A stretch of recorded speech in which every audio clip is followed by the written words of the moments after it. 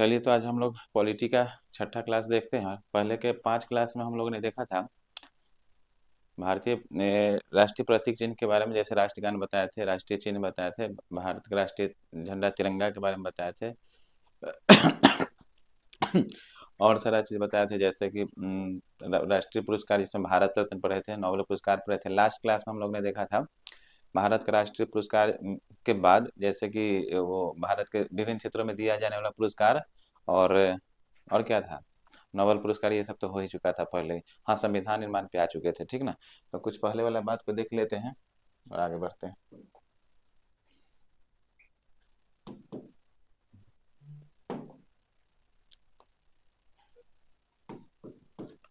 चलिए, क्वेश्चन बताइएगा। आप बताइए, कलिंग पुरस्कार किस क्षेत्र में दिया जाता है? कलिंग पुरस्कार, कलिंग पुरस्कार, हाँ, विज्ञान के क्षेत्र में।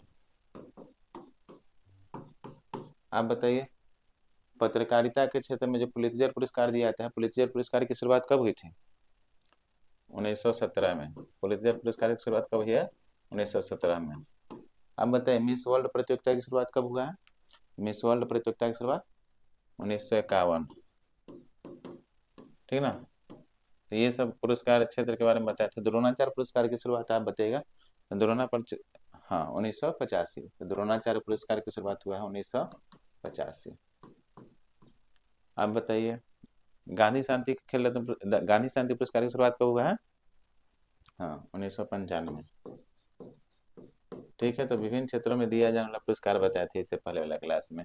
उसके बाद हम लोग संविधान शुरू किए थे और संविधान के बारे में बताया था कि संविधान नियमों और कानूनों का ऐसा संग्रह है जिसके द्वारा बड़े से बड़े लोकतांत्रिक शासन को संचालित किया जाता है। बड़े से बड़े लोकतांत्रिक देश वाला जो होगा उसके शासन को संचालित किया जाता है संविधान के द्वारा, ठीक ना। संविधान के बारे में बताया था कि संविधान, सबसे पहला संविधान विश्व का किसका था? अमेरिका के। और अमेरिका के संविधान को कब लागू किया गया था? 1789। अमेरिका आजाद कब हुआ था? 4 जुलाई 1776, ठीक ना। अमेरिका के संविधान विश्व का क्या है? सबसे छोटा संविधान। और भारत का संविधान क्या है? विश्व का सबसे बड़ा संविधान है। और इसके संविधान को कब लागू किया गया? भारत संविधान को 26 जनवरी 1950, ठीक ना। और बनकर कब तैयार हो गया था? तो ये बताए थे। आप बताइए, कब बनकर तैयार हो गया था भारत का संविधान? 26 नवंबर, हाँ, 26 नवंबर 1949 को बनकर तैयार हो गया था, ठीक है। लेकिन लागू किया गया 26 जनवरी 1950 को, क्यों? क्योंकि हम बताए थे 26 जनवरी 1930 से भारत प्रत्येक वर्ष स्वाधीनता दिवस मनाते आ रहा था, इसीलिए, ठीक ना। तो ये सब बात हम बता चुके हैं पिछले क्लास में। इसके अलावा एक बात बताइएगा, सर्वप्रथम लोकतंत्र कहाँ पर आया था? हाँ, लोकतंत्र सर्वप्रथम अमेरिका में आया था, इसीलिए अमेरिका को क्या कहता है? लोकतंत्र का जननी। विश्व का प्रथम विश्व का एक देश है जहां पर अलिखित संविधान है, तो ब्रिटेन में क्या है? अलिखित संविधान है। ब्रिटेन का संविधान क्या है? अलिखित है, यह परंपराओं पर आधारित है, ठीक है। आगे बताइए, तो ब्रिटेन के संविधान अलिखित है या परंपराओं पर आधारित है? सबसे प्राचीन राजतांत्रिक देश कौन सा है? जापान। तो सबसे प्राचीन राजतांत्रिक देश का नाम क्या है? जापान। झंडा गीत अपनाने वाला प्रथम देश कौन है? जापान, ठीक ना। क्या हुआ बोर्ड? ठीक है, झंडा गीत अपनाने वाला प्रथम देश कौन सा है? जापान। आप मिसलेनियस में बताइए, तो जापान के संसद का नाम क्या है? जापान के संसद का नाम है डायट, याद रखिएगा। डाइट में आदमी को क्या लेना चाहिए? पान। तो जापान अपने याद हो जाएगा, ठीक है ना। ये सब पढ़ाएंगे हम आगे, चलिए समझिएगा।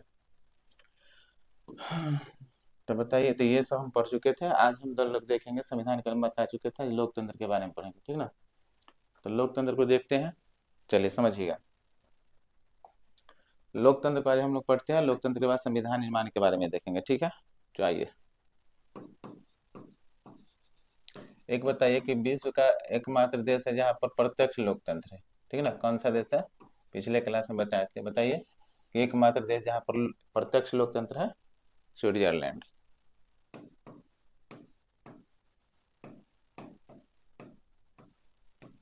ठीक है, तो लोकतंत्र के बारे में पढ़ेंगे, ठीक ना।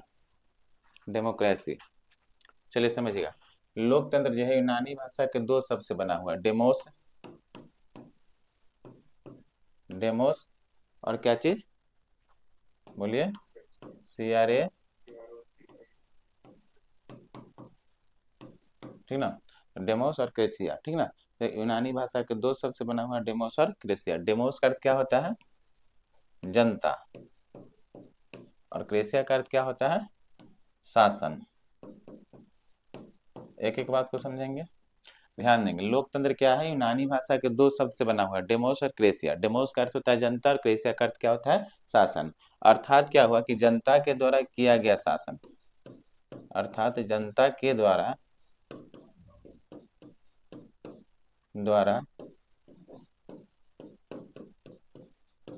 किया गया शासन, ठीक ना। तो ध्यान रखेंगे, अर्थात जनता के द्वारा किया गया शासन को ही क्या कहा जाता है? को लोकतंत्र कहा जाता है।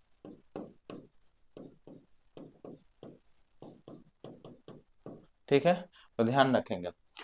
लोकतंत्र यूनानी भाषा के दो शब्द से बना हुआ है, डेमोस और क्रेसिया, ठीक ना। तो डेमोस का अर्थ होता है जनता और क्रेसिया का अर्थ होता है शासन, अर्थात जनता के द्वारा किए गए शासन को ही क्या कहा जाता है? लोकतंत्र। क्लियर है ये बात? इतना बात समझ गया ना। यानी जनता के द्वारा जो शासन किया जाएगा उसे ही लोकतंत्र कहा जाएगा। लोकतंत्र के बारे में ऑनलाइन वाले ध्यान देंगे। लोकतंत्र के बारे में एक अमेरिका के राष्ट्रपति थे, 16वें राष्ट्रपति, जिनका नाम था अब्राहम लिंकन। ठीक है, तो समझिएगा।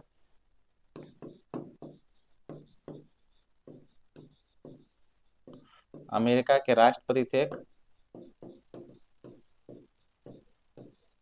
ठीक ना। कौन?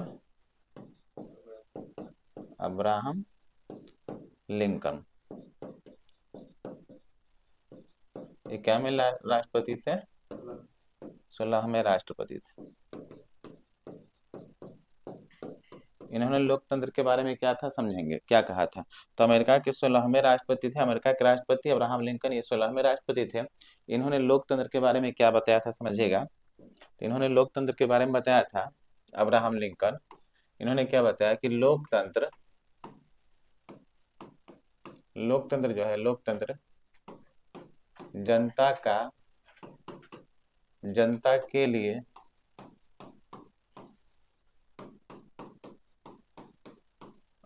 लोकतंत्र जनता का, जनता के लिए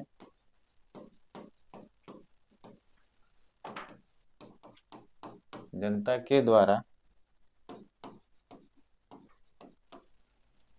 किया गया शासन है।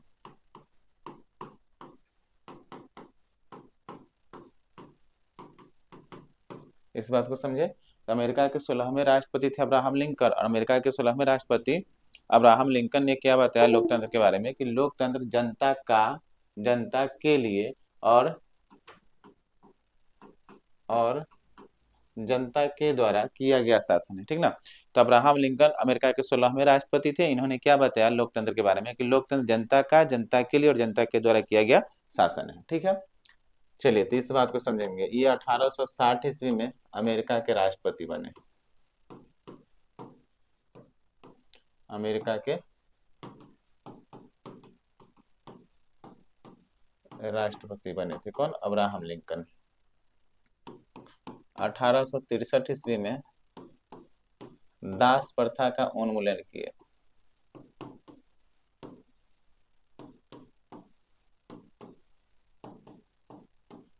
उन्मूलन किए दास प्रथा का 1863 में।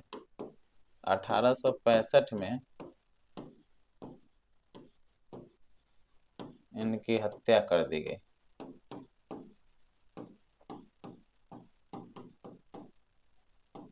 किसके द्वारा? जॉन विल्किस बूथ के द्वारा।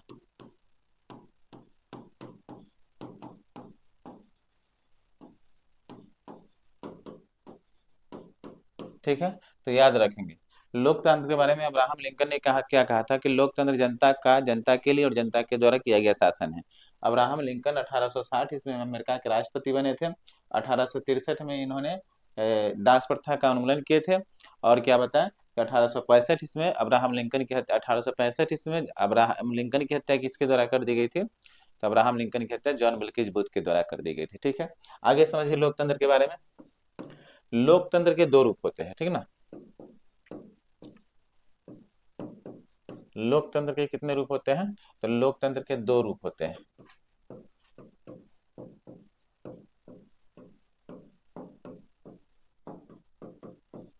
ठीक है, ठीक से समझेंगे हम लोग। तो लोकतंत्र के दो रूप होते हैं, क्या कौन कौन सा रूप? एक प्रत्यक्ष और एक अप्रत्यक्ष। एक प्रत्यक्ष लोकतंत्र और दूसरा क्या होगा? अप्रत्यक्ष लोकतंत्र।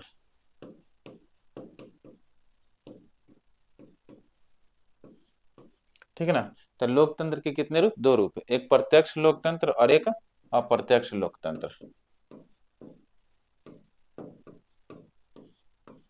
ठीक ना? तो लोकतंत्र के दो रूप होते हैं, एक प्रत्यक्ष लोकतंत्र और एक अप्रत्यक्ष लोकतंत्र। क्लियर है? आगे समझेंगे प्रत्यक्ष लोकतंत्र किसे कहा जाएगा और अप्रत्यक्ष लोकतंत्र किसे कहा जाता है। ठीक है, तो समझिए प्रत्यक्ष लोकतंत्र को देखिए पहले।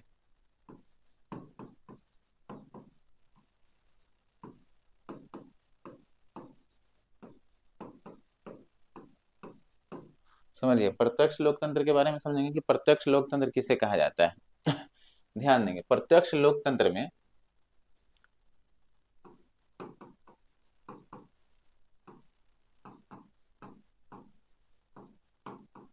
प्रत्यक्ष लोकतंत्र में जनता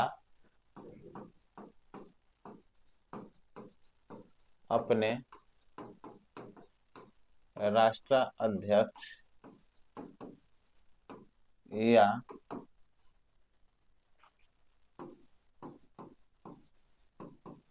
सरकार का चुनाव प्रत्यक्ष रूप से करती है।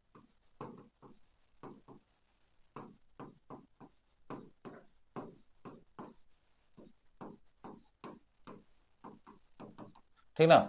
तो प्रत्यक्ष लोकतंत्र में जनता अपने सरकार या राष्ट्राध्यक्ष का चुनाव प्रत्यक्ष रूप से करती है, यानी ठीक ना, अपना मत का प्रयोग प्रत्यक्ष रूप से करती है।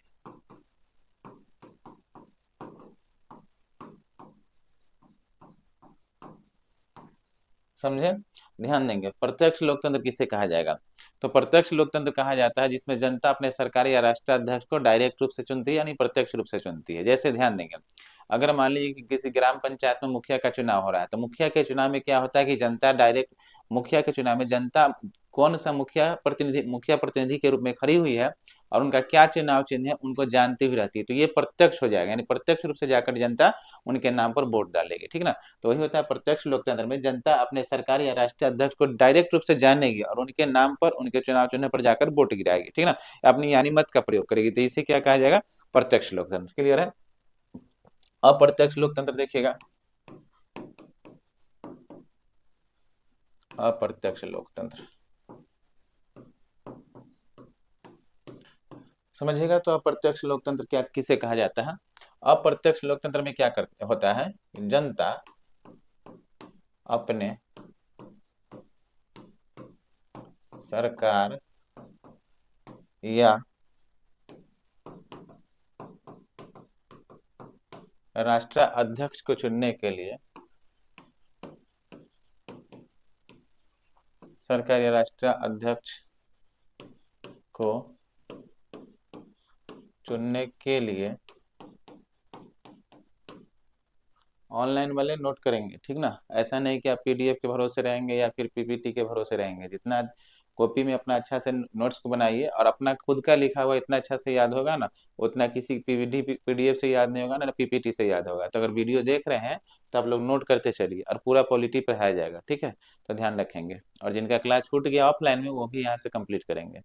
आप लोग लिखिए, लिख कर ऑनलाइन क्लास को जितना अच्छा से लिखिएगा ना उतना अच्छा से याद होगा, नहीं तो ऑनलाइन क्लास ऐसे ही खत्म हो जाता है। ठीक ना? तो ध्यान रखेंगे। प्रत्यक्ष लोकतंत्र जनता के प्रत्यक्ष लोकतंत्र किसे कहा जाता है? तो ध्यान देंगे, जनता अपने सरकार या राष्ट्राध्यक्ष को राष्ट्राध्यक्ष को चुनने के लिए पहले पहले जनप्रतिनिधि को चुनती है। जनप्रतिनिधि को चुनती है और जनप्रतिनिधि के द्वारा जनप्रतिनिधि के द्वारा राष्ट्र अध्यक्ष या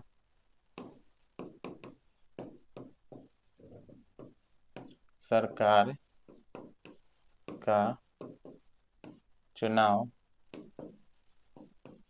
किया जाता है। ठीक ना, इसे ही अप्रत्यक्ष लोकतंत्र कहा जाएगा। तो ध्यान देंगे, अप्रत्यक्ष लोकतंत्र किसे कहा जाएगा। बोर्ड पर साफ से दिखाई दे रहा होगा, जो चीज साफ से नहीं दिखाई दे रहा होगा हम उसको बोल भी रहे हैं, रिपीट भी कर रहे हैं, आप लोग लिखिए। ठीक ना, नोट्स खुद का बनाइए, खुद का नोट्स अच्छा से याद होगा आपको, पीडीएफ के भरोसे नहीं रहे आप, क्योंकि डेली आपका क्लास वाला फील होना चाहिए कि हम किसी क्लास में बैठकर पढ़ रहे हैं। ठीक ना, ऐसा नोट बनाइए। तो ध्यान देंगे तो प्रत्यक्ष लोकतंत्र किसे कहा जाएगा, अप्रत्यक्ष लोकतंत्र किसे कहा जाएगा। तो हम बताएं अप्रत्यक्ष लोकतंत्र के बारे में कि अप्रत्यक्ष लोकतंत्र में क्या होता है कि जनता अपने सरकार या राष्ट्र अध्यक्ष को चुनने के लिए पहले जनप्रतिनिधि को चुनती है। ठीक ना, और जनप्रतिनिधि के द्वारा सरकार या राष्ट्राध्यक्ष का चुनाव किया जाता है। जैसे समझिए, जैसे कि भारत में अगर राष्ट्रपति का चुनाव होगा तो राष्ट्रपति को चुनने के लिए हम लोग क्या करते हैं, पहले लोकसभा को वोट देते हैं, लोकसभा को चुनते हैं, विधानसभा को चुनते हैं, राज्यसभा को चुनते हैं, और विधानसभा और लोकसभा मिलकर क्या करते हैं, राष्ट्रपति को चुनते हैं। तो पहले हम बीच वाले प्रतिनिधि को चुने, और बीच वाला प्रतिनिधि ने क्या किया कि राष्ट्राध्यक्ष या सरकार का चुनाव किया। तो ये हम लोग डायरेक्ट रूप से वोटिंग नहीं किए, मेरे द्वारा चुने गए प्रतिनिधि राष्ट्रपति के चुनाव में भाग लिए। तो जब हम लोग के द्वारा चुने गए प्रतिनिधि सरकार या राष्ट्राध्यक्ष को चुनते हैं, तब इसी को ही अप्रत्यक्ष लोकतंत्र कहा जाता है। तो भारत में क्या है, अप्रत्यक्ष लोकतंत्र। प्रत्यक्ष लोकतंत्र में क्या होगा कि सरकार या जनता डायरेक्ट रूप से, प्रत्यक्ष रूप से सरकार या राष्ट्राध्यक्ष को मत का प्रयोग करेगी। तो भारत में ऐसा नहीं है, भारत में सरकार या राष्ट्राध्यक्ष को चुनाव करने के लिए पहले बीच वाले प्रतिनिधि को चुना जाता है, और बीच वाले प्रतिनिधि के द्वारा सरकार या राष्ट्राध्यक्ष का चुनाव किया जाता है। तो इस प्रकार यह भारत का जो लोकतंत्र है अप्रत्यक्ष लोकतंत्र है। एकमात्र हम पहले ही बता चुके हैं कि एकमात्र जो देश है स्विट्जरलैंड, जो कि प्रत्यक्ष लोकतंत्र वाला देश है। प्रत्यक्ष लोकतंत्र वाला देश है कहने का मतलब कि यार स्विट्जरलैंड में राष्ट्रपति राष्ट्राध्यक्ष जो होंगे उनके नाम पर ही डायरेक्ट वोट गिराया जा रहा होगा, यानी वहां के जनता अपने राष्ट्राध्यक्ष यानी राष्ट्रपति को जान रहे होंगे कि हम डायरेक्ट रूप से किस राष्ट्रपति को राष्ट्रपति उम्मीदवार को वोटिंग कर रहे हैं। क्लियर है। तो स्विट्जरलैंड प्रत्यक्ष लोकतंत्र वाला देश है, भारत या अन्य सभी देश अप्रत्यक्ष लोकतंत्र वाला देश है।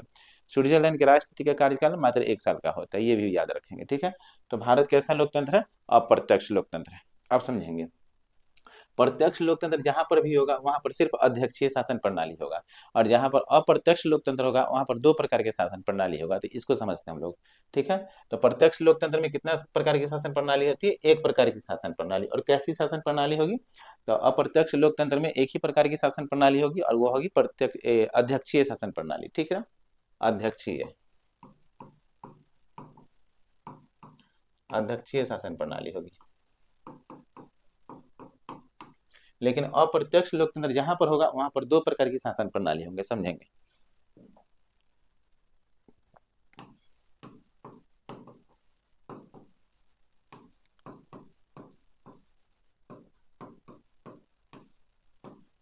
तो ध्यान देंगे, अप्रत्यक्ष लोकतंत्र जहां पर होगा वहां पर 2 प्रकार की शासन प्रणाली होगी। ठीक है, कौन कौन सा, एक तो होगा अध्यक्षीय शासन प्रणाली, अध्यक्षीय शासन प्रणाली, एक हुआ संसदीय शासन प्रणाली। ठीक ना,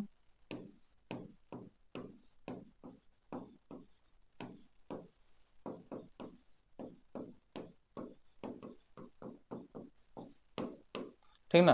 तो ध्यान देंगे, जहां पर अप्रत्यक्ष लोकतंत्र होगा वहां पर 2 प्रकार की शासन प्रणाली होगी। ठीक है, एक अध्यक्षीय शासन प्रणाली और एक क्या होगा, संसदीय शासन प्रणाली। ठीक है, तो अध्यक्षीय शासन प्रणाली किस शासन प्रणाली को कहा जाता है, कैसी शासन प्रणाली कहा जाता है, और संसदीय शासन प्रणाली कैसी शासन प्रणाली को कहा जाता है, इस चीज को समझते हैं। ठीक है, तो देखिए, अध्यक्षीय शासन प्रणाली कहा जाएगा जिस देश के सर्वे सर्वा एक ही होंगे, यानी राष्ट्राध्यक्ष एक होंगे, उन्हीं के हाथों में देश का सर्वोच्च शक्ति निहित होगा, उसे ही अध्यक्षीय शासन प्रणाली कहा जाएगा। ठीक ना, तो समझिए,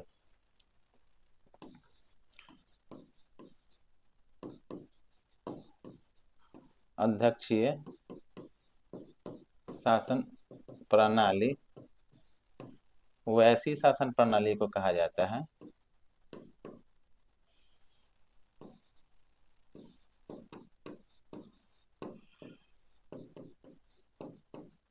वैसी शासन प्रणाली को कहा जाता है, आप लोग नोट करते चलेंगे और हम समझा देंगे, ठीक ना। तो अध्यक्षीय शासन प्रणाली वैसी शासन प्रणाली को कहा जाता है जिस शासन व्यवस्था में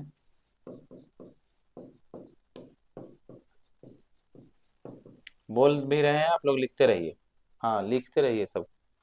और जिस समय समझाएंगे उस समय लिखना नहीं, जिस समय समझाएंगे मेरे बात पर ध्यान देंगे, समझने पर ध्यान देंगे, और जिस समय हम लिख रहे हैं तो साथ में लिखते चलिए, ठीक ना। तो अध्यक्षीय शासन प्रणाली वैसे शासन प्रणाली को कहा जाता है जिस शासन व्यवस्था में जिस शासन व्यवस्था में देश का सर्वोच्च प्रधान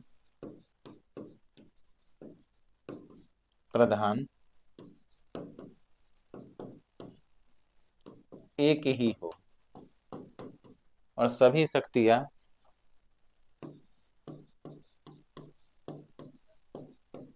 और सभी वास्तविक शक्तियां लिखेंगे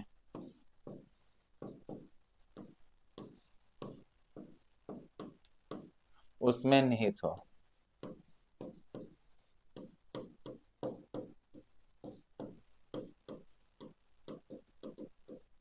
इस शासन व्यवस्था को कहा जाता है संसद अध्यक्षीय शासन प्रणाली, ठीक है। तो ध्यान रखेंगे अध्यक्षीय शासन प्रणाली में हम क्या बताएं, अप्रत्यक्ष लोकतंत्र के दो रूप बताएं, एक अध्यक्षीय शासन प्रणाली और एक बताएं संसदीय शासन प्रणाली। तो अध्यक्षीय शासन प्रणाली में क्या होता है समझिए, अध्यक्षीय शासन प्रणाली वैसी शासन प्रणाली को कहा जाता है जिस जिस कहा जाता है जिस शासन व्यवस्था में, यानी वैसे शासन व्यवस्था में देश के सर्वोच्च प्रधान एक ही होंगे, ठीक है ना। सर्वोच्च प्रधान क्या होंगे, एक ही होंगे। अध्यक्षीय शासन प्रणाली वाले देश में देश के सर्वोच्च प्रधान एक ही होंगे और वास्तविक शक्ति यानी शक्ति जो होगा उन्हीं के हाथों में क्या होगी, निहित होगी, जैसे राष्ट्रपति, ठीक ना। तो किसके हाथों में निहित रहती है, राष्ट्रपति के हाथों में। ध्यान देंगे अध्यक्षीय शासन व्यवस्था वाले देश में सर्वोच्च प्रधान एक ही होंगे, उस देश के सर्वोच्च प्रधान एक होंगे और कौन होंगे, राष्ट्रपति, और सर्वोच्च शक्ति राष्ट्रपति के हाथ में ही निहित होंगे। इनकी सहायता के लिए एक उपराष्ट्रपति हो सकते हैं। तो अध्यक्षीय शासन प्रणाली वाले में सिर्फ राष्ट्रपति देश के सर्वोच्च प्रधान हो सकते हैं, वहां पर प्रधानमंत्री नहीं होते हैं, ठीक ना। तो अध्यक्षीय शासन प्रणाली उस शासन प्रणाली को कहा जाता है जिस शासन प्रणाली में देश का सर्वोच्च एक ही हो, वो कौन होंगे, राष्ट्रपति, वहां पर प्रधानमंत्री नहीं होते, राष्ट्रपति के सहायता के लिए उपराष्ट्रपति हो सकते हैं। जैसे अमेरिका क्या है कि अध्यक्षीय शासन प्रणाली वाला देश है, जैसे अमेरिका, तो अमेरिका अध्यक्षीय शासन प्रणाली वाला क्या है, देश है। अमेरिका के राष्ट्रपति कौन बने हैं, हाँ बताइए, डोनाल्ड ट्रम्प, ठीक। तो ये अमेरिका के अमेरिका में क्या है, अध्यक्षीय शासन प्रणाली, वहां पर प्रधानमंत्री नहीं होते, वहां पर देश के सर्वोच्च प्रधान कौन होंगे, राष्ट्रपति, उनकी सहायता के लिए उपराष्ट्रपति हो सकते हैं। तो अध्यक्षीय शासन प्रणाली वाले देश में देश के सर्वा राष्ट्रपति होते हैं, प्रधानमंत्री नहीं होते हैं। तो ये इसे कहा जाता है अध्यक्षीय शासन प्रणाली। संसदीय शासन प्रणाली देखेंगे,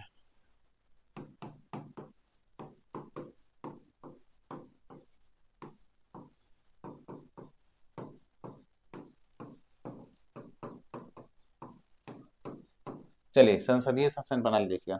तो संसदीय शासन प्रणाली उस शासन प्रणाली को कहा जाता है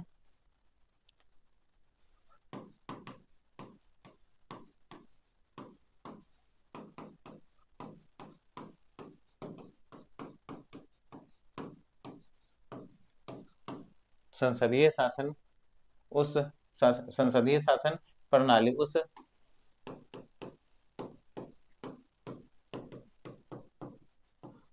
प्रणाली को कहा जाता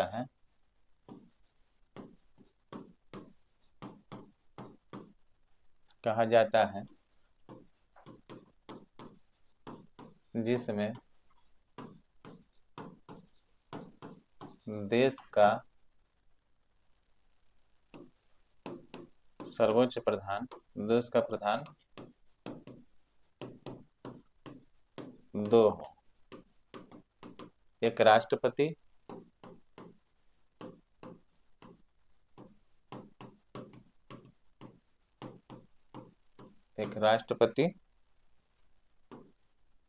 एक प्रधानमंत्री, ठीक ना। तो ध्यान रखेंगे संसदीय शासन प्रणाली उस शासन प्रणाली को कहा जाता है जिस देश का प्रधान दो हो, एक राष्ट्रपति और एक प्रधानमंत्री, ठीक ना। तो संसदीय शासन प्रणाली वाले देश में क्या होगा कि एक राष्ट्रपति भी होंगे और एक उपराष्ट्रपति होंगे, लेकिन देश के सर्वोच्च वास्तविक शक्ति जो होगा, लेकिन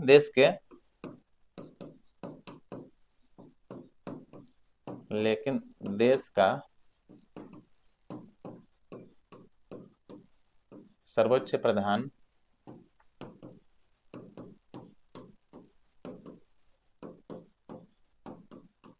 प्रधानमंत्री होते हैं, राष्ट्रपति नाम मात्र के होंगे।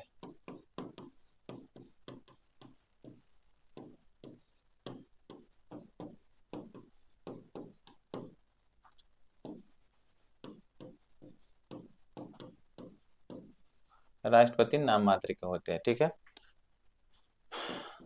वास्तविक प्रधान कौन होते हैं? प्रधानमंत्री, ठीक ना। तो ध्यान समझिए, हम क्या बताए संसदीय शासन प्रणाली में, संसदीय शासन प्रणाली उस शासन प्रणाली को कहा जाता है जिसमें देश के प्रधान दो होंगे, एक राष्ट्रपति और एक प्रधानमंत्री, लेकिन देश का सर्वोच्च एक राष्ट्रपति होंगे और एक प्रधानमंत्री, किसमें? संसदीय शासन व्यवस्था वाले देश में। लेकिन देश का सर्वोच्च प्रधान कौन होंगे? प्रधानमंत्री। राष्ट्रपति सिर्फ नाम मात्र के होंगे, ठीक ना। जैसे कि भारत क्या है? संसदीय शासन प्रणाली वाला देश है।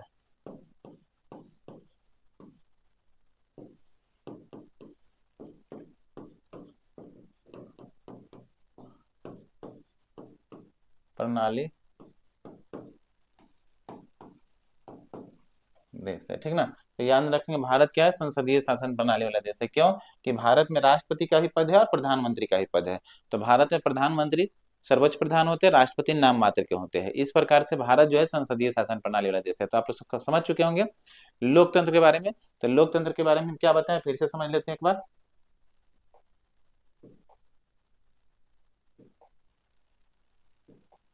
चलिए लोकतंत्र के बारे में बताते हैं। लोकतंत्र यूनानी भाषा के दो शब्द से बना हुआ, डेमोस और क्रेसिया। डेमोस का अर्थ होता है जनता और क्रेसिया का अर्थ होता है क्या? शासन। तो जनता के द्वारा किया गया शासन को क्या कहा गया? लोकतंत्र कहा गया। जनता के द्वारा किए गए शासन को क्या कहा गया? लोकतंत्र। अमेरिका के क्या में?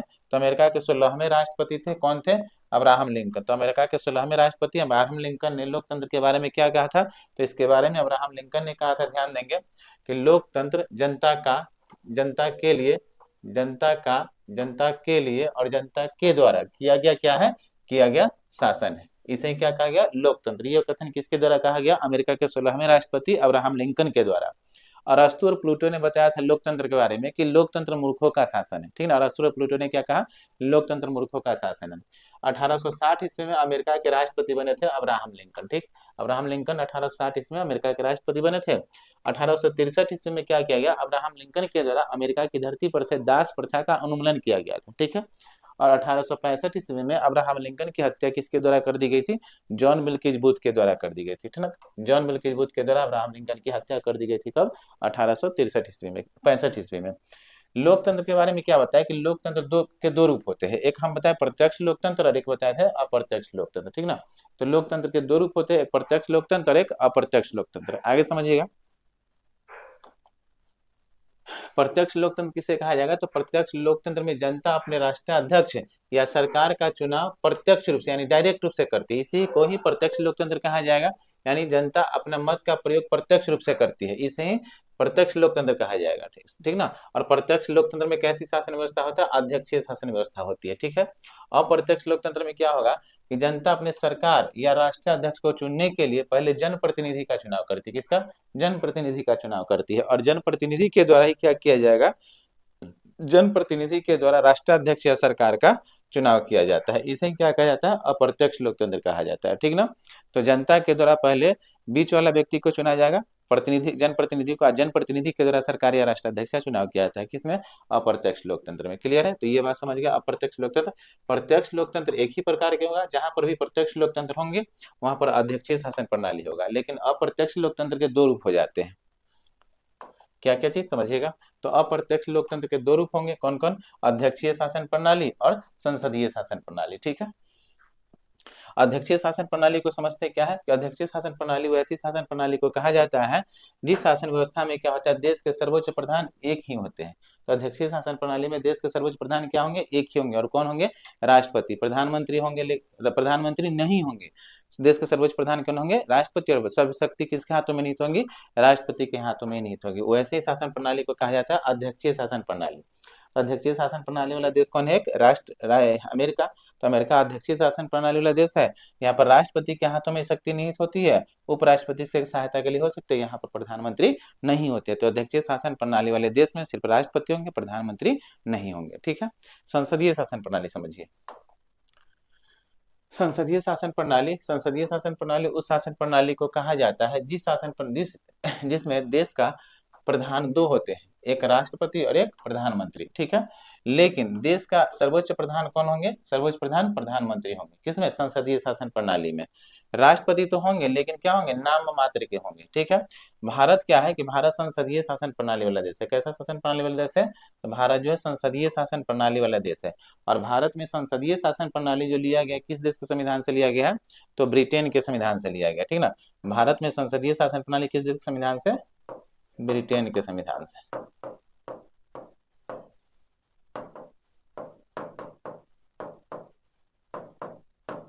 तो भारत में संसदीय शासन प्रणाली है, और भारत में संसदीय शासन प्रणाली किस देश के संविधान से लिया गया है? ब्रिटेन के संविधान से लिया गया है। तो इतना बात आप समझ चुके हैं लोकतंत्र के बारे में। सबसे प्राचीन लोकतंत्र किस देश का है? तो अमेरिका का है। और भारत में भारत का लोकतंत्र सब विश्व का सबसे बड़ा लोकतंत्र है। ठीक ना। लोकतंत्र की जननी किसको कहा जाता है? अमेरिका को ही कहा जाता है। ठीक है। तो ये था आपका लोकतंत्र के बारे में कुछ बात। अब हम लोग संविधान की तरफ आते हैं। चलिए, संविधान निर्माण की प्रक्रिया को समझेंगे। एक संवैधानिक विकास होगा संविधान निर्माण से पहले, तो संवैधानिक विकास को हम लोग हिस्ट्री में पढ़ लेंगे। अभी हम लोग क्या करेंगे ना कि धीरे धीरे पढ़ते चलेंगे पॉलिटी की तरफ। तो संवैधानिक विकास जो होगा, जो रेगुलेटिंग एक्ट वगैरह होगा, पिट्स इंडिया एक्ट वगैरह होगा 1773 का, 1784 का, 1781 का, ये सब हम लोग बाद में पढ़ेंगे। ठीक है ना। बेसिक्स हम लोग पढ़ते चलते, लेकिन इस चीज को हम लोग आगे पढ़ेंगे। ठीक है। चलिए आगे, टॉपिक छोड़ा नहीं जाएगा, इसको हम बता रहे हैं कि आगे पढ़ेंगे। ठीक। संविधान निर्माण से हम लोग पढ़ते हैं। तो संविधान निर्माण की बात किया जाए,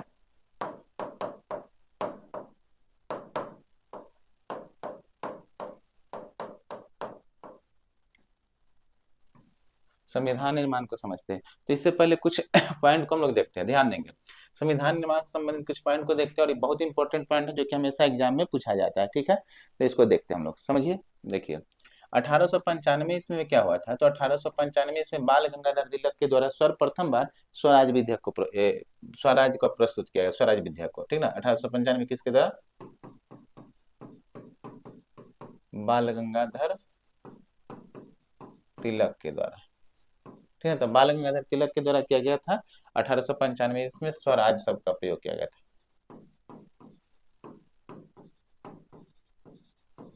स्वराज विधेयक लाया गया था कब? 1895 इसमें। किसके द्वारा?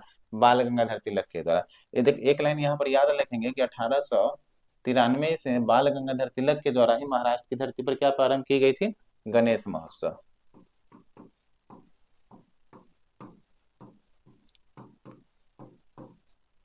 ठीक है। और 1895 ईस्वी में इनके द्वारा ही, बाल गंगाधर तिलक के द्वारा, शिवाजी महोत्सव को प्रारंभ किया गया था।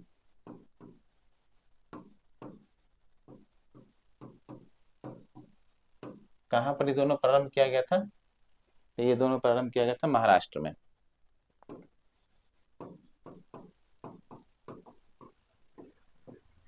ठीक ना। तो याद रखेंगे 1895 इसमें बाल गंगाधर तिलक के द्वारा स्वराज विधेयक प्रस्तुत किया गया था। ठीक ना।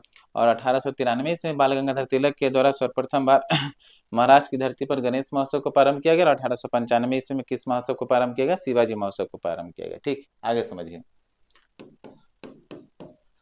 1922 ईस्वी में स्वराज शब्द की व्याख्या करते हुए महात्मा गांधी जी ने क्या कहा था कि भारत का संविधान भारतीयों के द्वारा बनाया जाएगा। तो 1922 ईस्वी में स्वराज शब्द की व्याख्या करते हुए महात्मा गांधी जी के द्वारा क्या कहा गया?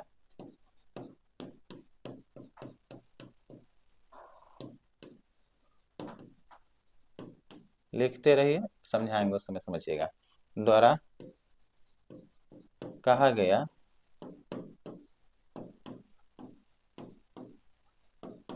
भारत का संविधान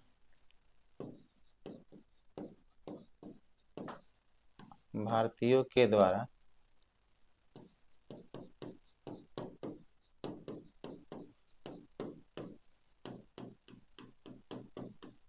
ठीक ना। तो 1922 ईस्वी में किसके द्वारा, तो 1922 ईस्वी में स्वराज शब्द की व्याख्या करते हुए महात्मा गांधी जी के द्वारा कहा गया कि भारत का संविधान भारतीय के द्वारा क्या किया जाएगा, बनाया जाएगा। ठीक ना। तो ये महात्मा गांधी जी के द्वारा स्वराज शब्द की व्याख्या करते हुए कहा गया था। एक बात और यहाँ पर याद रख लेंगे कि 1923 ईस्वी में मोतीलाल नेहरू और चित्तरंजन दास के द्वारा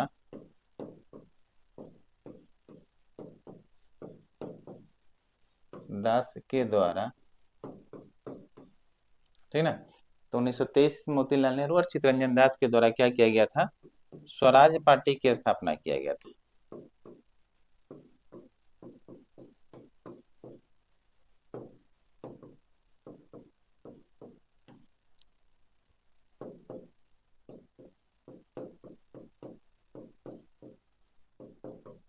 ठीक ना। तो 1923 ईस्वी में मोतीलाल नेहरू और चित्तरंजन दास के द्वारा किया गया था, स्वराज पार्टी की स्थापना किया गया था। और स्वराज पार्टी का स्थापना किस लिए किया गया था, तो प्रांतीय विधानसभा में, विधान परिषद में जो चुनाव होने वाला था, उस चुनाव में भाग लेने के लिए स्वराज पार्टी की स्थापना किया गया था, जो कि कांग्रेस पार्टी के अंदर ही रहकर उस प्रांतीय विधान परिषद के चुनाव में भाग लिया जाता। ठीक ना।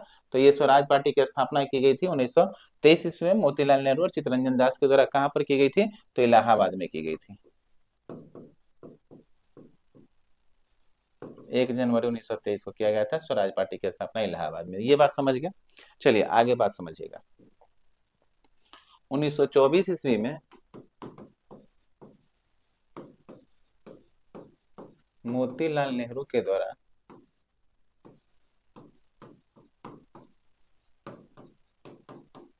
स्वराज पार्टी के सदस्य थे मोतीलाल नेहरू, तो स्वराज पार्टी के सदस्य मोतीलाल नेहरू के द्वारा संविधान निर्माण करने की मांग की गई। ठीक ना। तो इस बात को याद रखेंगे, 1924 से मोतीलाल नेहरू के द्वारा संविधान निर्माण करने की मांग की गई थी। और किस आधार पर, तो संविधान सभा के आधार पर।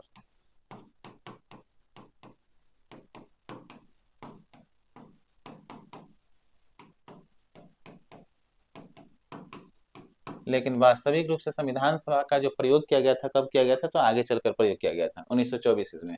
और 1928 ईस्वी में मोतीलाल नेहरू के द्वारा नेहरू रिपोर्ट प्रस्तुत किया गया था।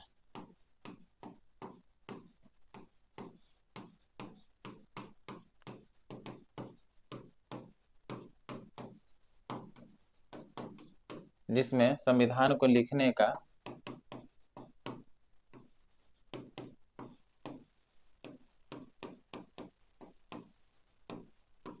समझ में आ रहा है ना। एक लाइन का ही सब बात इंपॉर्टेंट है, जो कि एग्जाम में हमेशा पूछा जाता है। संविधान निर्माण की प्रक्रिया पे हम लोग बहुत जल्द आ रहे हैं। ठीक ना। तो मोतीलाल नेहरू के द्वारा संविधान रिपोर्ट प्रस्तुत किया गया और संविधान को लिखने का प्रथम बार प्रयास किया गया।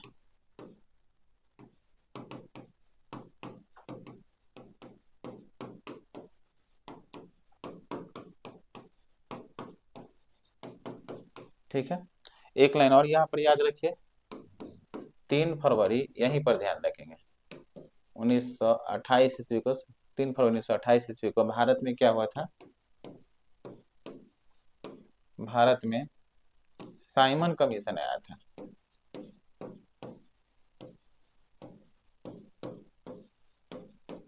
1919 के भारत शासन अधिनियम के बाद प्रत्येक 10 साल पर एक भारत में कमीशन का भेजा गया था, भारत की शासन व्यवस्था को देख रेख के लिए।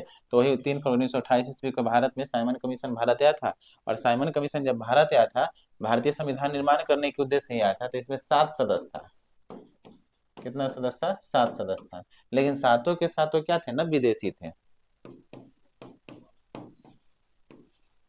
विदेशी थे, ठीक ना। तो 7 सदस्य थे और सातों के सातों क्या थे, विदेशी थे। इसीलिए भारत की धरती पर इनका विरोध किया गया। तो साइमन कमीशन का क्या किया गया,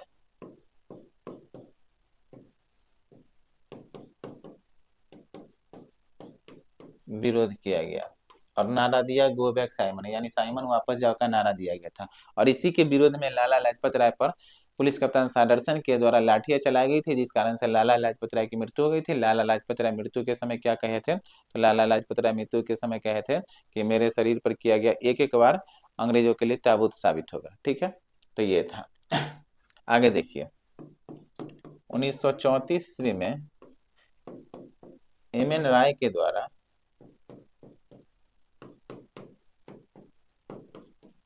संविधान सभा एम एन राय के द्वारा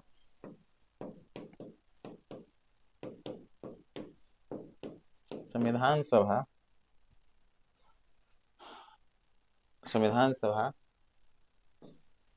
का प्रस्ताव लाया गया।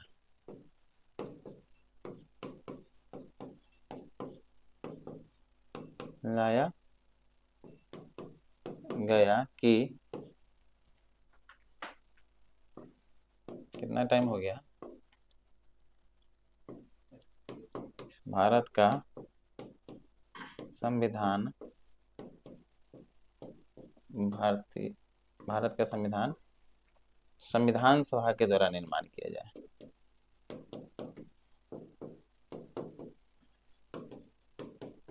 द्वारा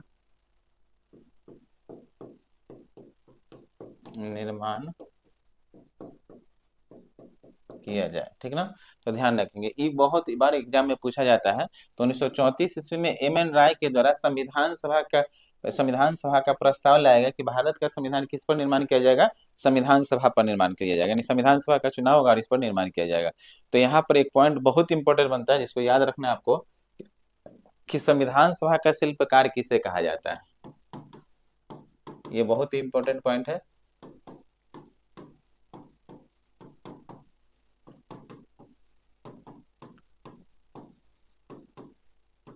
संविधान सभा का शिल्पकार किसे कहा जाता है, तो एम एन राय को, मानवेंद्र कुमार राय को, ठीक ना। अगर पूछा जाए आपसे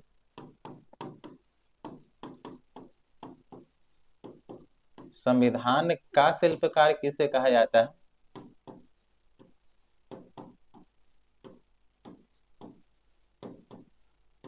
ठीक ना। तो संविधान का शिल्पकार किसे कहा जाता है, डॉक्टर भीमराव अंबेडकर को। तो ये पॉइंट याद रखना है दोनों, ठीक ना। ध्यान देंगे, आपसे पूछेगा संविधान सभा का शिल्पकार किसे कहा जाता है, तो एम एन राय को, ठीक ना। अगर पूछा जाए किससे कि का शिल्पकार किसे कहा जाता है, तो संविधान का शिल्पकार डॉक्टर भीमराव अम्बेडकर को। और संविधान सभा का शिल्पकार आपसे पूछा जाए तो संविधान सभा का शिल्पकार एम एन राय को कहा जाता है। क्लियर है, तो इस पॉइंट को आपको याद रखना है, ठीक ना। आगे ध्यान रखेंगे, पहले इतना बात देख लीजिए, फिर आगे हम लोग बढ़ते हैं। लंबा क्लास हो जाएगा तो तो फिर ज्यादा पीछे का याद नहीं होगा, तो इसको पहले हम लोग रिपीट कर लेते हैं, फिर आगे बढ़ते हैं। लोकतंत्र तो समझ चुके थे, ये सब अच्छा है, समझ चुके थे।